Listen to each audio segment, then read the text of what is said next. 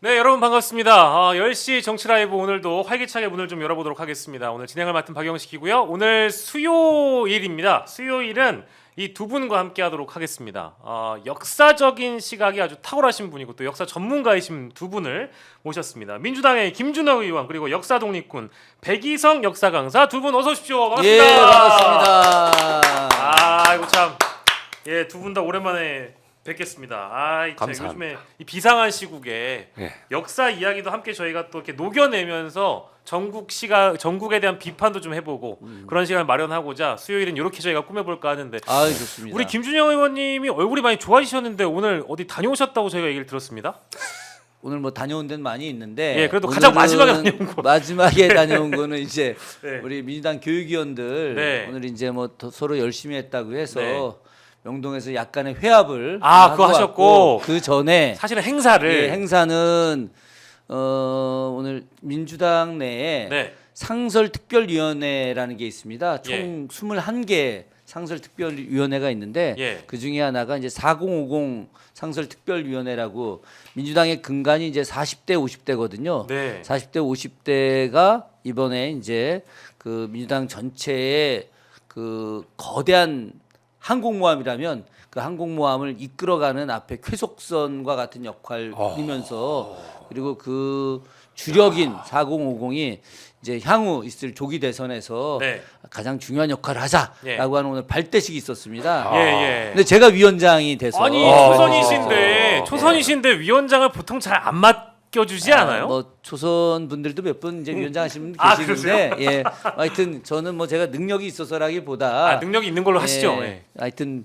그 많은 분들께서 네. 제가 하면은 또 열심히 잘할 것 같다고 해서 네. 좀 추천이 있어서 제가 하게 됐습니다. 그래서 제가 머리도 좀 하고 예. 오늘 양복에 넥타이도 매고 예. 좀 아니 뭐 그렇게 해봤습니다. 원래 깔끔하게 하고 다니시는 거 다 알고 있는데 오늘따라 더 많이 빛나 보이셔가지고 혹시 중요한 자리를 또 다녀오셨나 해가지고 여쭤봤고요. 우리 또 백이성 강사님은 역사 독립군으로 또 통하고 계신데 요즘에 어떻게 유튜브 활동하시는 거는 잘 되고 있습니까? 17만 7천 명의 구독자 7만 7천 명. 와. 분들이 예. 저를 좋아해 주셔가지고 예. 제가 참 즐겁게 방송하고 있습니다. 예. 그럼 더 많이 이제 많은 분들이 오마이 TV를 통해서도 아유. 알게 되시고 어유 그럼요. 예, 무럭무럭 성장하시면 동반 성장하시는 걸로. 무럭무럭 성장.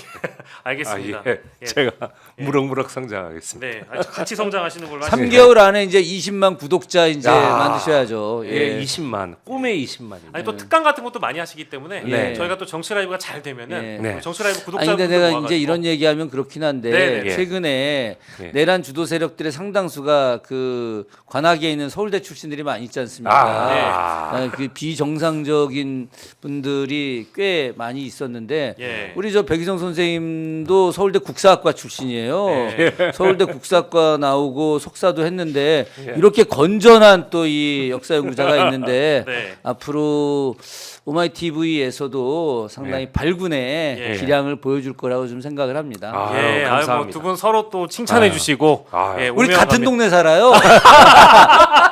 심지어 또 그러세요? 예, 예. 동네가 같습니다. 예, 지연입니다. 같은 공감대가 많은 두 분과 함께해서 예, 예. 오늘 뭐 더 많은 공감 예. 만들어 주시길 바랍니다. 네. 저희가 오늘 사실 그 가야 될 주제 가기 전에 예. 이게 사실 어제 오늘 굉장히 뜨거운 주제가 되고 있는데 네. 장제원 전 국민의힘 의원 이게 그 오늘 JTBC 단독 보도로 나온 내용을 보니까 경찰 쪽에서 이미 장제원 당시 이제 부총장이라고 하면 불러야 될 것 같은데 그때는 예, 부총장이었다고 부총장 하더라고요. 시절에 예. 예, 비서 그러니까 즉 피해자로 어쨌든 지금 말씀이 되고 있는 분에게 보냈던 문자 내용들이 다 공개가 됐고요. 또 오전에는 이게 굉장히 빛의 속도로 탈당을 하겠다고 탈당 의사를 이미 밝히고 장재원이 예. 오. 400 상설특별위원회 하느냐고 내가 그 뉴스 못 봤는데. 그러셨어요? 예. 일단 타임라인대로 정리하면 탈당을 먼저 했고요. 아. 그런 다음에 오후에 이 JTBC 단독 보도를 예상을 못했던 그 아드님이 아드님이 또 인스타에다 글을 올려버렸어요. 뭐라고 올렸어요? 글을 올려버려서 제자리로 갈 것이다. 아, 돌아가게 될 것이다. 기다려달라 이제 이런 멘트를 남겼는데 아니나 다를까 오늘 7시 좀 넘어서 JTBC 단독 보도 내용을 보니까 이게 문자 내용이 다 공개가 돼버려서 이 내용만 잠깐 먼저 소개를 해드리고 네, 그 가는 게 피해자와 나눈 문자만입니까? 그렇죠, 그렇죠. 이야. 피해자와 나눈 문자 내용이 나와 버려가지고요. 이게 좀 더 많이 심각해지고 있습니다. 상황 자체가. 그래서 어제 뉴스에 이어서 진전된 내용이 있기 때문에 이것만 잠깐 좀 짚고 가려고 하는데요. 일단은 이런 내용이 등장합니다. 이거는 2015년 11월 17일, 18일 어간에 있었던 문자 내용 중에 18일 오전 8시 40분에 장 전 의원이 피해자 A씨 자신의 비서입니다. 그렇게 가버리면 내 마음은 어떡하느냐. 이야. 힘들다. 이런 문자를 여러 차례 보냈고요. 또 전화 받아달라. 어디 있나? 라는 취지의 문자 메시지도 반복해서 보낸 걸로 알려졌습니다. 그러니까 이게 문자가 등장하기 전과 후가 다룰 수 있는 내용의 깊이가 또 달라져가지고요. 일단 이 문자 내용만 봤을 때 이게 사실 가해자가 이런 식으로 계속 연락을 하고 회유하고 설득하고 어떤 사건을 무마하려고 하는 정황이라고 해석해야 되겠죠. 의원이 어떻게 보십니까? 당연히 그렇고. 예. 야. 근데 저는 그 문자를 보면서 일종의 권력자가 갖고 있는 오만 이런 게 좀 느껴지네요.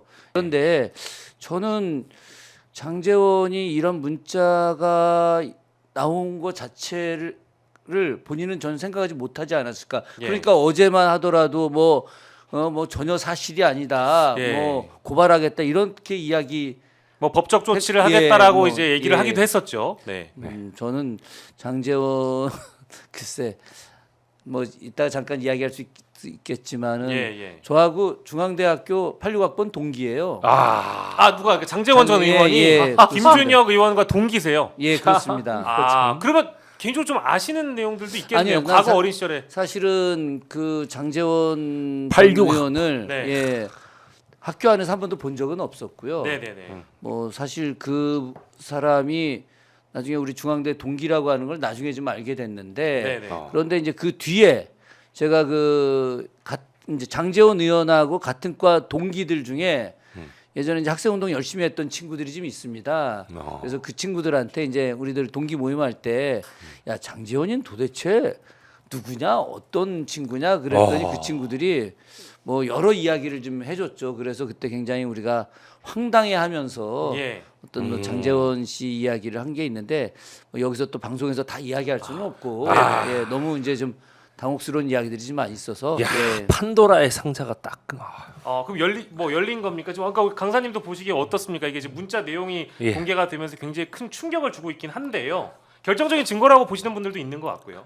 예, 아니 회유성 문자 아닙니까 이게. 너 이래 가버리면 어떡하냐. 네. 너 이래 가버리면 어떡하느냐라고 문자를 보내고 있었네. 네, 그러니까 이제 그 사건의 시점이라는 게 2015년 11월 17일, 18일 어간이다 보니까 네네. 이것이 실제 사건이 발생한 이후에 만약에 오전에 보냈다라고 한다면 네. 이것이 사건을 무마하기 위한 어떤 행위가 아니겠느냐라는 이제 아니, 질문을 드린 거긴 그- 하거든요. 아니, 그거는 당연히 예. 그렇죠. 그러니까 지금 장제원 의원이 이 사건을 자기가 이제 이거는 잘못했던 거다라고 하는 걸 이제 인지하고 이것이 문제가 될 거라고 판단을 했겠지. 그렇지. 그러니까 이분한테 계속해서 회유를 하려고 계속 문자를 보내고 좀 만나자 뭐 이렇게 된 거고. 네. 그러니까 어제 나왔던 대로 그 뒤에 뭐 2천만 원의 뭐 금액을 줬다 뭐 이런 얘기도 나왔잖아요. 그런 주장이 판결은 이제 예. 피해자 쪽에서 그런데 나온 이게 거죠.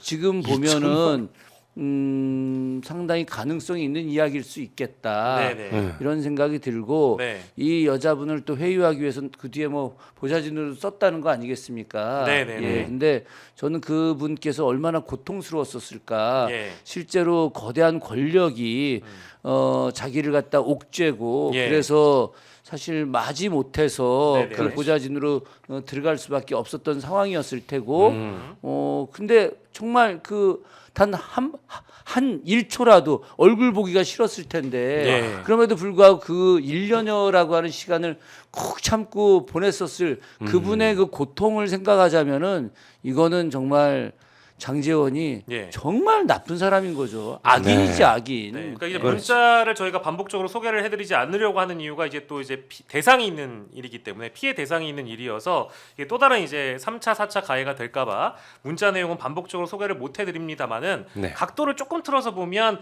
이게 안희정 그 전 지사건 얘기를 잠깐 해주셔가지고 이게 2018년 그 3월에 모 의원이 이런 얘기를 하셨어요. 자신의 SNS를 통해서 성폭행 혐의를 받고 있는 안희정 전 지사에 대해 배신감에 치가 떨린다. 안 지사의 정의롭고 상식 있는 모습이 이미지였고 가면이었다니 슬프다. 이렇게 얘기를 하면서 피해자 수행비서의 눈물의 폭로를 듣고 있자니 안 지사는 참 나쁜 사람이다. 이런 얘기를 했던 분이 계시거든요. 그분이 바로 이제 당시에 바로 장제원이구나. 자유한국당 의원이어서 그 사람이 장제원이에요. 근데 이 시점이 제가 말씀드립니다만 2018년 3월이고요. 사건 발생은 2015년 11월이었기 때문에 이 내용에 대해서 또 충격받는 분들이 계시더라고요. 이게 이제 가면을 쓴 거 아니었느냐 이제 이런 지적입니다. 국민의힘 인사들은 제가 보면은 자기가 한 짓을 다 까먹어 버리는 것 같아요. 어떻게 정상적인 사람이라면 자기가 한 일이 있는데 남의 이 소행에 대해서 이딴 식으로 평가를 할 수 있을까요? 차라리 나 같으면 아무 말도 안 하고 가만히 있겠다.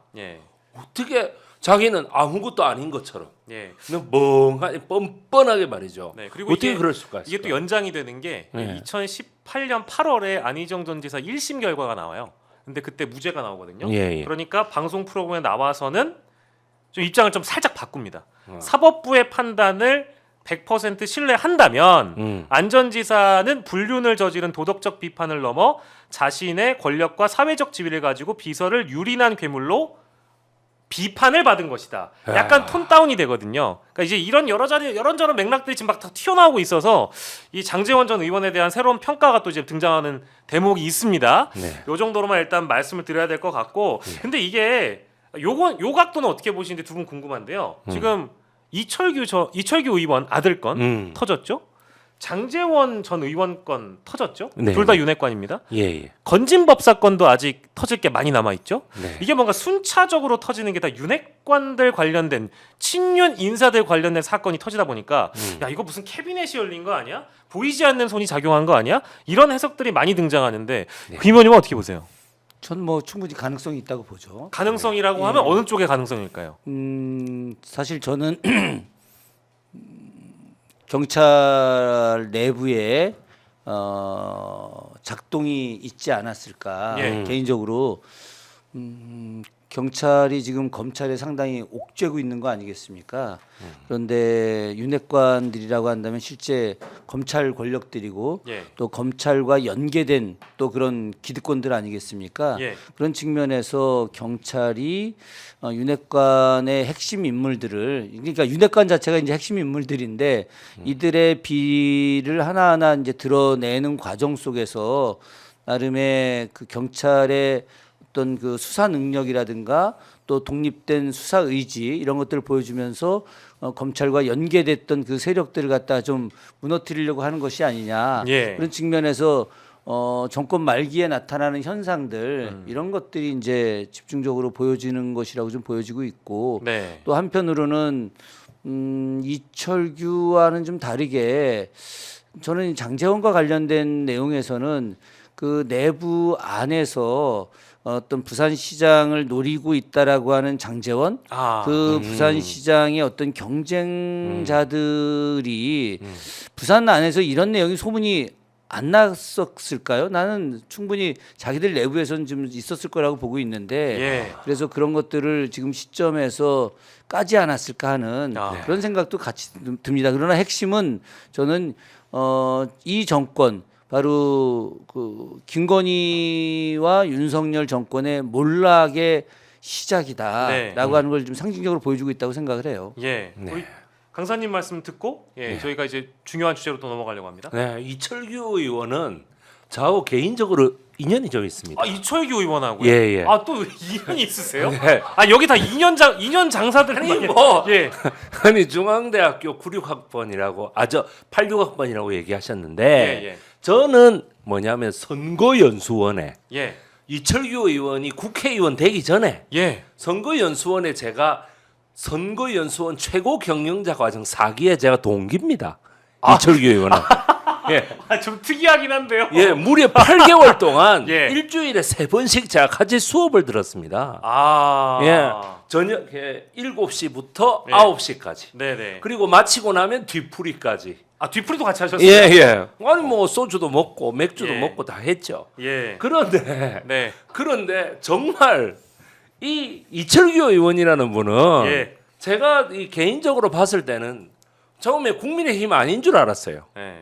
뭐 누가 말해도 전부 다 막 이러고 예. 다들 나 저 사람은 무슨 연체동물인가? 네. 뭐 이래가지고 막 아니 연체동은 몸이 부드러워. 그래서 제가 하는 말이 뭐냐면은 연체동물이다. 그래서 저 사람 국민의힘이 틀림없다. 네. 제가 그렇게 얘기했어요.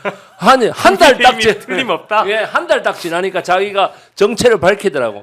내가 치안정감 출신이다. 경찰의 치안정감. 예. 그래서 제가 이철규라는 분이 뭔데 치안정감이지? 경기도 경찰청장을 했더라고요. 예. 그리고 뭐냐면 경기도 경찰청장의 분당 경찰서에 서장을 하고 그 다음에 경기도 경찰청장을 했는데 예. 이분이 뭐냐면 정보과 출신이에요. 정보과 출신이라 모든 사람들의 정보과 출신 이거를 다 그 무슨 예. 총독부에 뭐 옛날에 일제시대 경찰에 보면은 네. 블랙리스트 이런 거 다 분류하잖아요. 예. 딱 그런 거예요. 그때부터 제가 거리를 두기 시작했거든요. 그때 거리를 두셨어요? 거리를 뒀습니다. 네, 왜냐하면은 강사님 정보를 털리면 안 되니까. 예예. 아유 나 이거 뭔가 좀 이상하다 이런 생각했는데 예. 치안정감 출신인데 이분이 자기 아들이 네. 작년에 불기소가 됐다는 거 아니에요. 그렇죠. 예. 80 며칠 만에 이게 지금 드러난 거 아닙니까? 정확히 53일로 제가 기억을 하고 있습니다. 아니 53일 만에 이게 드러난 거 아닙니까? 네. 몰랐을 리가 있습니까? 그때 이미 다 어떻게 알고 된 거를 갖다 어떻게 막 꾸역꾸역 누르다가 네. 이게 터져 나온 거겠죠. 예. 꾸역꾸역 누르다가 워낙 마약 사건 이게 크니까. 그러니까 이건 권력형 비리라고도 봐도 될 만큼의 일인데 왜냐면 이미 권력형 작년에 사건이 접수됐는데 이제 와가지고 이거를 뭐 체포를 하거나 검사를 했다라는 건 이거는 말이 안 되는 거 아닌가요? 기본적으로 권력형 비리죠. 네. 뭐 자기 상식적으로 아버지가. 이해가 안 가는 일이죠. 예. 이게 벌써 시간이 꽤 지난 일인데 네. 이걸 이철규라는 사람의 힘으로 누르지 않고서야 어떻게 이게 여태까지 세상에 공개되지 않았겠습니까? 예. 그런데 이게 드러나게 된 거 아까도 이야기했지만 권력 누수 현상에서 나타나는 일들인 거죠.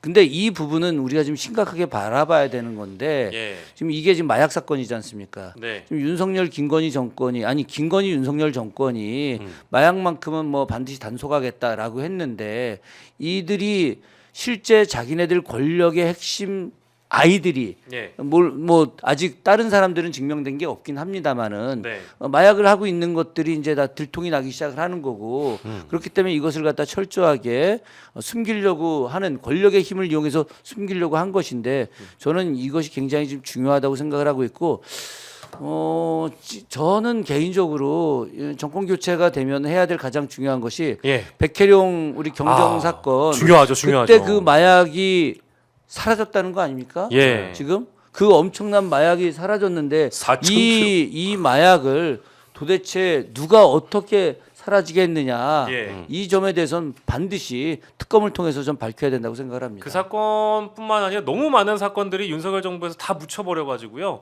특검 하나 제대로 가지 못했기 때문에 뭐 밝힌 게 없다. 너무 분노한다는 시민들이 많으셔서 조만간 특검도 출발시켜야 되고 특히 마약과 관련된 것은 이제 신상필벌의 문제라고 저도 보는데 수사를 굉장히 열심히 한 사람인데도 불구하고 좌천을 시켜버리거나 이거 사실 대한민국에서는 있어서도 안 되는 일은 잘못한 인간들이 다 이번에 승진했잖아요. 그러니까요. 아직도 감옥에서 윤석열이 승진 인사를 지금 단행하고 있는 거 아닙니까? 네. 이게 진짜 있을 수 있는 일이 아닌 거죠 이게. 예, 참 아직은 내가 대통령이야 뭐 이러면서. 그러니까 말이죠. 예, 오늘 참 시작부터 뜨겁게 두 분이 말씀 주셔서 감사드리는데 오늘 또 다른 뜨거운 주제가 하나 있습니다.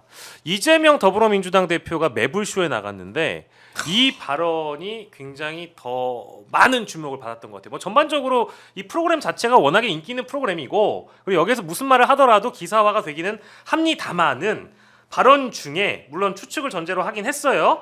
근데 자신의 체포 동의안에 찬성한 비명계 의원들을 향해서 이게 다 맞춰 보니까 당시 검찰과 당내 일부 이제 좀 불편한 비유겠습니다만 워터멜론으로 추정되는 의원들과 짜고 한 짓이 아닐까라는 추정을 했어요. 네. 추정을 했고 가결파들에 대한 생각을 이른바 공개적으로 말씀을 하신 게 이번이 처음 있는 일이고 이게 어떤 식이냐 또 비명계 인사들을 포섭하고 포용해 나가는 통합의 단계를 걸어가다가 네. 오늘 매불쇼에서 얘기가 나오니까 비판도 있고 네.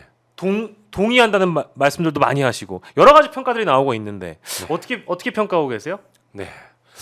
저는 그 이른바 워터멜론. 네.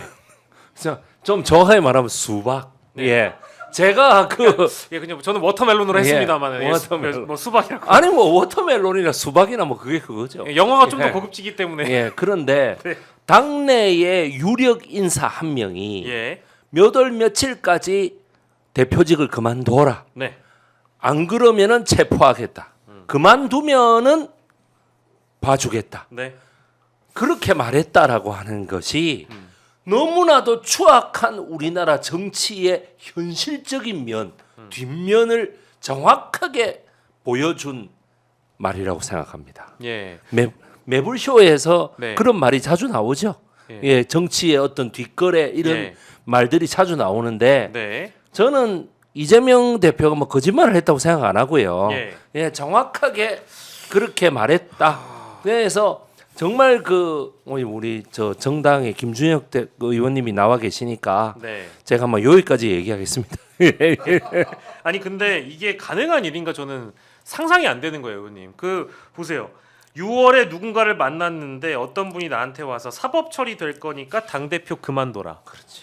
이런 얘기를 했다라든지 민주당에서 유력한 분이 심지어 시점도 정해줬다.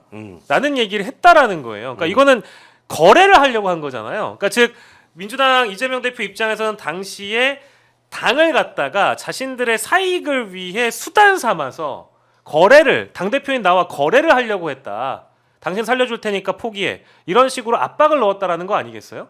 요거는 굉장히 심각한 대목이라고 저는 생각하고 있는데 김준영 의원님 혹시 이런 얘기 들어보신 적 있으십니까? 아유 참. 제가 그날 국회 앞에서 예. 연설을 했어요. 아 당시에. 예, 당시 그 시간에 연설을 하고 한 20분 있다가 체포동의안 가결된 영상을 그 자리에서 봤죠. 예. 그때 있던 수많은 분들의 대성통곡을 이제 들었죠. 제가 그날 했던 연설은 정여립의 대동세상의 꿈이 당시 기득권들에 의해서 처참하게 무너졌다. 네. 그런데 이제 새로운 대동세상의 꿈을 꾸는 이재명을 또다시 기득권들이 죽이려 한다. 네. 그런데 그 기득권들의 그런 잘못된 행위를 우리가 좀 막아야 된다. 뭐 이런 연설을 제가 좀 했었습니다. 그 연설이 지금도 아마 유튜브 상에 많이 나와 있을 거예요. 네. 근데 이제 제가 그때 그런 연설을 했던 것이 사실은 굉장히 불안했었고 저도 역시 이재명 대표님에 대해서 뭐 정확한 건 아니지만 상당히 압력이 가고 있었고 예. 그 전에 당 대표를 그만두게 해야 한다. 네. 혹은 뭐 당 대표를 그만두지 않는다 하더라도 공천권을 내놔라. 라고 하는 이야기가 흘러간다는 소리는 들었었습니다. 네. 그런데 그것이 대표의 입에서 한 번도 나온 적이 없었거든요. 예. 그리고 그 뒤에 이제 그날 밤에 여러 가지 이제 상황들이 생기면서 그 이야기들이 흘러 나왔죠. 네. 나왔고 네. 또 부산에 있는 민주당 의원님 한 분이 네. 또 관련된 영상을 이제 올렸다가 나중에 이제 좀 내리기도 했었는데 예. 그 과정에서 그 의원님께서 그날의 진실에 대한 이야기를 쭉 했었고 예. 그때 이 이야기가 예. 이제 나왔었던 건 사실이었죠. 어. 그런데 오늘 이 대표님이 이 이야기를 매불쇼에서 할 거라고 저는 사실은 전혀 생각하지 못했었습니다. 저는 그때 이제 위원회 그 발대식을 하고 네. 왔는데 어떤 후배 한 친구가 저한테 연락이 왔어요. 연락이 와서 아 형님 이거 그 친구는 이제 문재인 정부 때 청와대에 계속 있던 친문 계열의 후배였는데 이거 지금 대표가 이렇게 센 발언을 했는데 조선일보나 조중동이 지금 크게 기사를 썼다. 그런데 이제 문맥 자체는 네. 되게 자연스러운 내용 속에서 나온 건데 네. 들어보니 사실은 뭐 크게 문제가 안 되는데 이걸 문제 삼으려면은 크게 삼어질 내용이기도 한 것 같다. 네, 네. 형님 이거 어떻게 했으면 좋겠냐. 뭐 이러면서 이제 연락이 왔길래 예. 일단 내가 좀 들어보마. 그러고 이제 그걸 좀 듣게 됐죠. 들으면서 제가 그런 생각이 들었습니다. 예. 야, 이게 실제 대표가 이걸 경험을 했구나. 예, 예. 제가 지난 총선 때 네. 굉장히 그 곤혹스러운 일을 많이 겪지 않았겠습니까? 네. 그런데 그 조중동을 비롯한 모든 언론에서 저하고 김환란 이야기부터 시작해서 온갖 그렇죠. 이야기가 네, 나올 네. 때 이틀 전에 예. 전화를 2통을 받았습니다. 그 2통이 이제 대통령실에서 너하고 양문석하고 둘을 타켓으로 확정을 했다. 그래서 앞으로 두 사람에 대해서 어마어마한 공격이 있을 거다. 예. 그러니 잘 준비를 해야 된다라고 두 분이 똑같이 이야기를 했습니다. 아, 진짜요? 한 분은 우리가 여기서 이름을 대면은 다 알 수 있는 예. 아주 저명한 방송인이시고요. 저를 아주 아끼는 대통령실에 있는 인사 로부터 들었다고 본인이 얘기한 듣고 저한테 전화를 주신 분이 아주 저명한 방송인이시고 예. 또 한 분은 아주 저명한 정치인이에요. 우리 민주당 쪽에. 근데 그분도 피해를 입었던 분이었고요. 예. 그 피해를 입어서 끝내 정치를 낙마하신 분이신데 저한테 내가 지금 너 양문석 셋이었는데 나는 이미 아웃됐고 너하고 양문석이다. 그렇게 이야기를 들었는데 그게 실제로 그렇게 진행이 됐고 그래서 온갖 고생을 다 했었는데 그게 혹시 제가 얼추 떠오르는 분은 있는데 이름을 공개하기 아니 뭐 그분일 수도 있겠지. 꺼려지셔서 하는 겁니까? 예, 그렇죠. 밝혀주실 수는 없는 것이고. 그렇죠. 네네네. 그런데 안타깝군요. 저는 이 대표님한테 이런 이야기가 사전에 갔을 거다. 네. 갔을 거고 이것은 도저히 있을 수 없는 일이다. 당시 이재명 대표를 대표의 지위에서 물러나게 하는 것이 당시 이제 이재명 대표를 견제했던 민주당 당내의 일부 세력들 상당히 셌던 기득권 세력들이 당내 권력을 잡고 그 권력을 통해서 그 총선에 대한 공천권을 장악하려고 한 것이다. 사실은 키포인트는 여기에 있었던 거예요. 그런데 이걸 이제 이 대표가 이제 거절을 했고 아까 방송에서 나왔지만 이 대표가 뭐 여러 가지 안을 최고위원들하고 이제 짰고 그래서 만약에 감옥에 가게 되면 옥중에서라도 일을 제대로 하겠다고 했었는데 어쨌든 전 이 발언에 대해서 두 가지로 보는 것은 하나는 이렇게 엄청난 일을 겪고 오늘날까지 살아남았다라고 하는 것에 대해서 굉장히 정말 이재명 아니면 이럴 수 없는 일이다라고 하는 것이고 또 하나는 오늘 이 발언에 대해서 되게 많은 사람들이 오해할 수도 있겠다. 그러니까 이재명 대표가 지금 통합 모드로 가는 것이 아니라 이거 그 약간 자기를 반대했던 세력들을 내치려고 하는 것이 아니냐라고 하는 잘못된 생각을 갖고 있을 수 있다. 그러나 전혀 그게 아니다. 저는 이재명 대표의 발언을 들으면서 내가 이렇게까지 엄청난 일을 겪었는데도 불구하고 이들과 함께 가려고 하는 것이다라고 하는 저는 이 메시지를 이야기했던 거라고 생각을 해요. 그렇기 때문에 이재명 대표가 바로 모든 사람들과 통합을 통해서 정권 교체를 하겠다. 그런데 그 전에 내가 이렇게 정말 죽을 위기에까지 처했었는데 그러나 이것도 이제는 진실을 이야기하지만 잊고 가겠다라고 하는 저는 메시지라고 생각을 하고 그것을 부정의 메시지가 아니라 긍정의 메시지로 봐야 된다. 저는 그렇게 생각을 합니다. 근데 지금 의원님 말씀하시는 중에 굉장히 표정이 비장해지시면서 그때 당시의 상황을 너무 생생하게 말씀 주시니까 지금 구독자분 대다수가 이렇게 많은 분들이 보시는데 세 분 중에 두 분은 그래도 다행히 원내 입성을 했지만 그 나머지 한 분이 누구냐라는 그 궁금증에서 벗어나지 못하고 계신 것 같아요. 이 내용은 근데 저희 오마이 TV 성공하라고 최초로 말씀해 주시는 거 아니에요? 처음이죠, 처음. 그러니까요. 아니 그 고초를 겪고 지금도 뭐랄까 좀 힘든 생활을 하고 계신다거나 아니면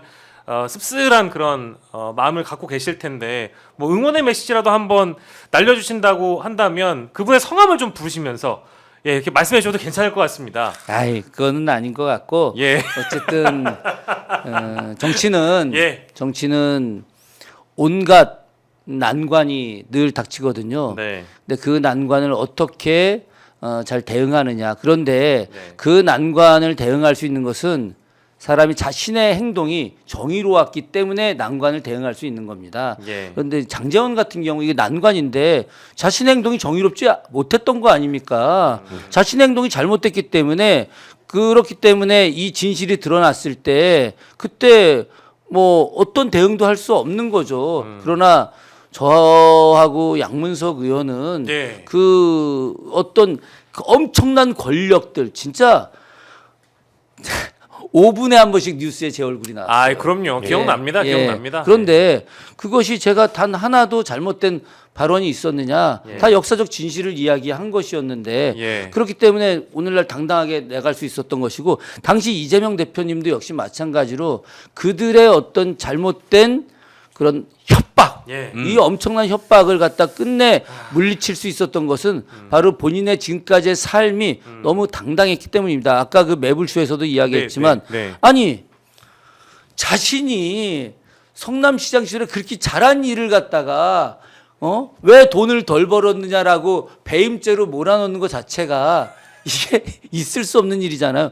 어쨌든 저는 앞으로 역사가 대한민국의 미래를 위해서 한 지도자에게 엄청난 시련을 주고 그 시련을 극복하는 과정 속에서 더 큰 인물로 성장하게 만든 것이 아닌가. 예. 그래서 예전 성남시장 시절의 이재명, 경기도지사 시절의 이재명, 지난 대선 후보 이재명, 그리고 또 다른 예. 지금 민주당 당대표로서 이재명과 향후 있을 조기 대선 과정에서 예. 민주당의 대선 후보로서의 이재명은 전혀 다른 사람이다. 예. 한 단계 한 단계 올라갔다. 그리고 저는 이 포용과 또 과감한 결단 또 이게 제가 아까도 민주당 의원님들하고 그런 이야기 했는데 저는 예, 이재명 대표가 예. 태종의 그 어떤 그 리더십을 좀 배워야 된다. 네.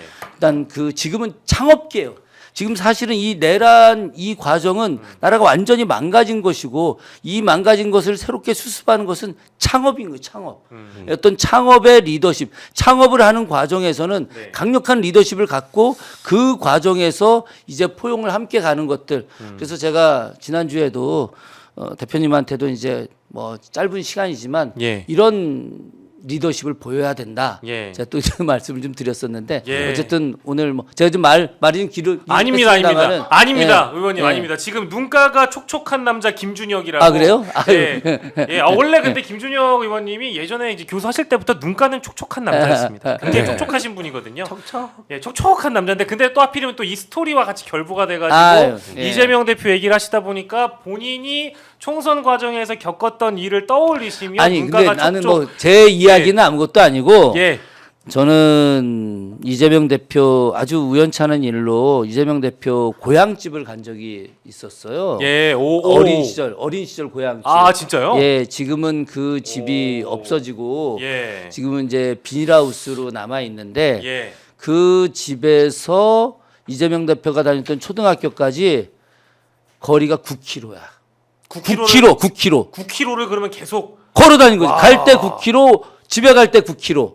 초등학교 18km 네. 1학년 학생이 그 9km를 걸어가고 9km를 걸어간 거야. 그러면 도대체 아니 그 고향에 가면 봉화산 자락에 진짜 완전히 화전민인데 거기서 그 어린 아이가 그 먼 거리를 걸어가. 9km면은 웬리예요? 4km가 10리지. 8km가 20리, 25리 가까운 거리인데 이게 직선거리 9km인데 이렇게 가니까 10km 이상 될 거 아닙니까? 그걸 그 아이가 하니까요. 그게 네. 어디 직선 도로겠습니까? 구불구불 그래서 하죠, 이렇게 가고 세상에 그 어린 아이가 그 길을 다닌 거야. 그래서 그 동네에 계신 분한테 지금 물어봤어요. 그랬더니 예. 내가 재명이 2년 선배야 막 이러시더라고. 그분이 자기는 다시 고향으로 돌아와서 농사 짓는다 그러면서 예. 재명이가 어려서부터 그렇게 똑똑했어. 그렇게 똑똑했어. 그래서 제가 이제 그때 어린 소년 이재명 그리고 그 길을 걸어 다니다가 이제 성남으로 가서 상대원 시장에 가서 있는데 아버지 어머니가 다 청소를 하셨잖아. 여동생도 그렇고. 그래서 돈이 없어서 학교를 못 다니고 소년공 오리엔트 시계 공장에 가서 일을 했던 그 어린아이. 네. 그 어린아이의 모습을 생각하고 예. 그 뒤에 오늘날 그 어린아이가 지금 대한민국 최고의 지도자가 되려고 하고 있는 거잖아요. 그러니 그 사람이 얼마나 서민들의 고충을 알겠습니까? 너무 스스로가 많이 느끼고 그렇게 살아왔기 때문에 예. 이 사람이 가난한 사람을 위한 제대로 된 정책을 할 것이다라고 하는 확신을 갖고 있는 거예요, 제가. 우리 의원님 오늘 감성 터치 많이 들어갔습니다. 아니 여기까지만. 눈가가 더 촉촉해지셔가지고 좀만 더 하면 눈물 날 것 같다고 지금 댓글이 막 많이 올라오고 있어요. 뭐 여기까지만. 상대원 유유, 넌 마음이 아파요. 진짜로 다들 지금 여러분들도 촉촉해지셨죠. 이 촉촉한 얘기를 들으시면서 함께 촉촉해주신 우리 백이성 강사님께서도 저희가 지금 소개해드렸던 이 체포 동의안과 둘러싼 이 내용과 관련해서는 사실 세부적으로 들어가 보면 이재명 대표도 오늘 내부쇼에서 그렇게 밝히거든요. 예. 본인이 네. 가결시켜달라라고 네. 얘기를 하면 다 가결 찍어가지고 예. 이탈표가 검증이 안 된다는 거예요. 그래서 오히려 구속될 가능성이 높아짐에도 불구하고 본인이 부결을 외치고 네. 이탈표를 확인하고 영장실질심사를 받으러 간 거다. 예. 다행히 거기서 기각이 된 거다라고 얘기를 하면서 예. 이게 어떻게 보면 정치적인 모험이거든요. 네. 근데 아까 이제 태종 얘기를 우리 김준혁 교수님이 김준혁 의원이 말씀해 주셨기 때문에 예. 이런 어떤 면모를 본다고 하면 어떤 사람이라고 평가할 수 있고 뭐 역사적으로 비유한다면 네, 이재명이라는 사람을 앞으로는 앞으로는 또 어떤 왕에 비유해서 나아가야 된다고 보십니까? 예. 저는 맹자의 예, 대장부 장구를 예, 들려드리고 싶습니다. 예, 맹자요. 예. 맹자라는 책에 보면은 예, 대장부라는 구절이 있습니다. 그 구절이 하늘이 장차 큰 임무를 이 하늘이 내리려고 할 때에는 예, 그 먼저 근고를 수고롭게 한다. 그리고 신세를 매우 피폐하게 만든다. 얼쑤. 예. 그렇게 해야지만이 예, 아래로서의 실패의 두려움도 알고 예. 그다음에 아래 사람들의 마음을 알아서 네. 점차 큰 인물이 될 수 있다. 예, 이렇게 얘기를 합니다. 그러니까 어떻게 돼요? 저는 이재명이라는 사람의 그런 성장의 이런 것을 지금도 계속 성장하고 있다고 보고 있습니다. 그러니까 계속 성장하는 지도자를 찾기가 상당히 어렵죠. 예. 그래서 매우 비슷하다고 보고 예. 저는 그 지도자적인 측면에서 이래 볼 것 같으면은 오히려 조선 시대의 태종의 리더십을 많이 배워야 된다. 왜냐하면은 태종이라는 사람은 자기 하나가 왕을 하면서 그 다음 왕이 세종이었거든요. 네. 그러니까 세종에 있어서 크게 빛나기를 기도를 하면서 어떻게 되냐면은 확실하게 기득권을 잡아 눌렀단 말이죠. 예. 예, 기득권과 타협하지 않았습니다. 네. 그리고 어떻게 했냐면 외가 즉 자기 처가라든지 예. 아니면은 왕세자의 처가까지도 죽임으로써 예. 어떻게 되냐면 절대로 조선이라는 나라가 예. 이씨 왕조 외에 다른 그 어떤 집안의 말을 듣게 하지 않겠다라는 거예요. 민씨 집안도 그 처남을 다 처단하고 예. 그 다음에 그 왕세자인 청송 심씨 집안도 모두 처단했던 거예요. 어떤 그런 면에 있어서 예. 예, 다 인간적으로 너무나 불쌍하지만은 네. 왕권에 저항하는 것은 조금도 살려두지 않겠다라고 하는 강력한 그거를 했기 때문에 세종 때에 그만큼 세종이 벼슬아치를 귀하게 여기고 네. 뭐 사화 없이 네. 예, 정말 평화로운 태평성대를 이룩할 수 있었다라는 이야기입니다. 네, 이제 예. 비유도 해주셨고 앞으로 이제 이렇게 리더십을 가져야 된다라는 차원에서 저희가 왕들의 얘기나 맹자 얘기도 해봤는데